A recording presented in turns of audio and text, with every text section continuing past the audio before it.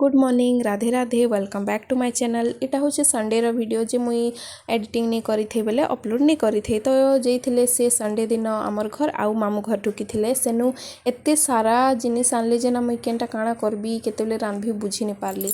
बढ़ल भी आनथिले जेनटा कि मते बहुत ही बढ़िया लागसी माने तार स्वादटा गोटे अलगा प्रकार ही। तारपरे कुंदरू आउ ककरलो ना नहीं जगे आमे हेन्ता ही फली थिला आउ कुंदरू जगैछु जे एते भारी बाहरु छे कुंदरू देई करी गाँ गोटा आमे खाई करी भी नहीं सरबार। धनिया पतरटा बजार नु घिनी करे आनथिलु जे जेन दिन आनलु तार आर दिन पूरा सबू सुखी गला। ई झुनगा थिला मोर मामू घरर जेनटा कि से माने जगैछन सेटा मोर आई पूरा 4 दिन 5 दिन रो पूरा एक बेग पूरा देथिला किंतु हेतकी दिन रखला परे भी नहीं झुरमुरे कि नहीं सुखी बढ़िया थिला किंतु बजारू घिनी करे आनथि तो ना पूरा सुखी जैथि तार दिने।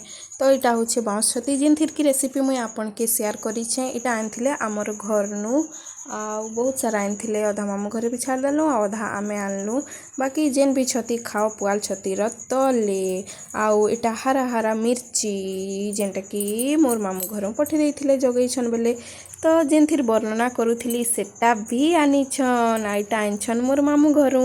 अलगा दिनटा जेते थर भी आनिछु ना सेटा फ्रिज थी रखसु दिने तारपरे आरो दिन आमे नहीं करी आइसु किंतु एथरटा 4 बजे ही टुली देथिला मोर आई आ इटा पठे देथिला हेथि लागी एते पूरा फ्रेश अच्छे। लास्ट इटा गोटे जिनिस बाउंस जेनटा कि कटी बनाबार लगे आनथिले तो एते सामान रखु रखु मुई थकी गली आ टिके बसी पकाली। तो आजिर वीडियो इने ही समाप्त करमा। देखवार लगी बहुत बहुत धन्यवाद। Bye bye.